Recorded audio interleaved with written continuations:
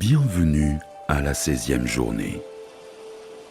Ce qui est issu dans la fibre, même de notre entité, est notre but divin, tandis que l'essence qui nous distingue attend, même en se consommant, de s'exprimer en tant que don au monde et à nous-mêmes.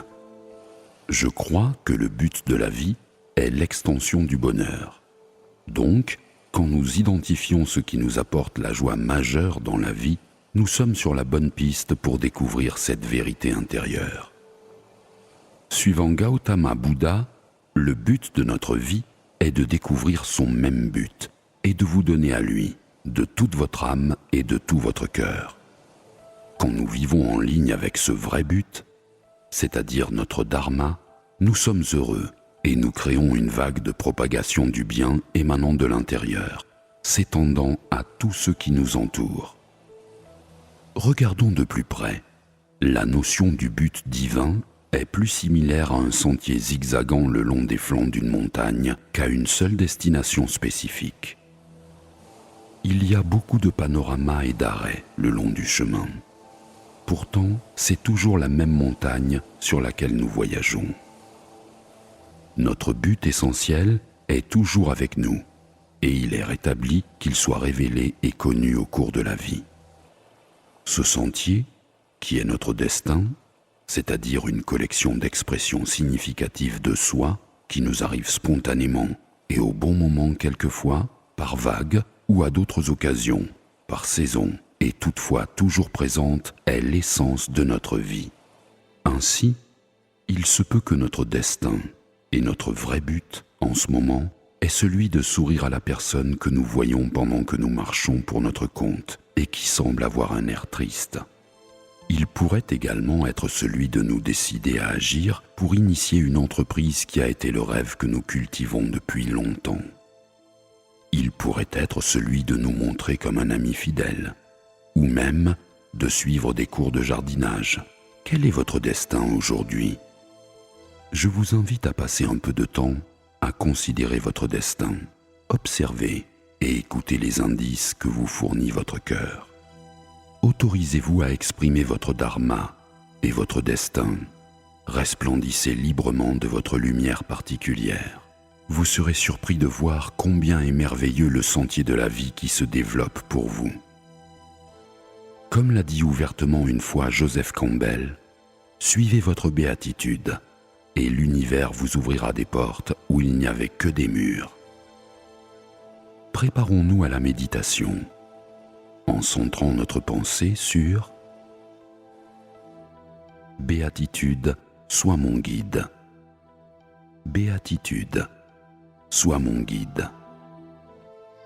Maintenant, en vous asseyant confortablement, les mains sur les genoux et les yeux fermés, comme nous le faisons chaque jour, commencez à faire attention à votre respiration. Permettez à la sensation de détente de se révéler comme une vague sur votre corps et relâchez tout stress et toute tension en faisant de votre mieux. Introduisez silencieusement le mantra en le répétant sans effort. Om Varunam Namah. Ma vie est en harmonie avec l'univers. Om Varunam Namah. Si vous êtes distrait par tout ordre de pensée ou de bruit ou par des sensations de malaise corporel, revenez tout simplement à la répétition silencieuse du mantra. Om Varunam Namah. Continuez avec la méditation. Je m'occuperai du temps. À la fin, je sonnerai une cloche au son agréable indiquant qu'il est temps de libérer le mantra.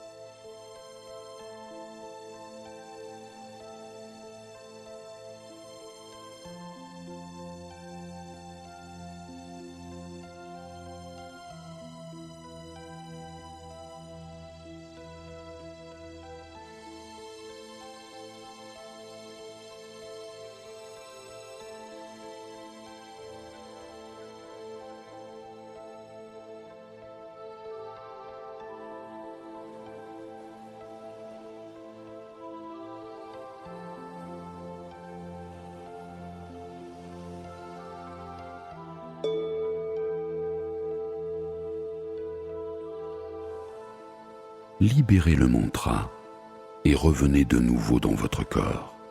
Prenez-vous un moment de repos. Quand vous êtes prêt, gentiment, ouvrez les yeux. En continuant dans la journée, pensez à ce que vous aimez faire, en centrant notre pensée du jour sur « Béatitude, sois mon guide ». Béatitude, sois mon guide. Béatitude, sois mon guide. Namaste.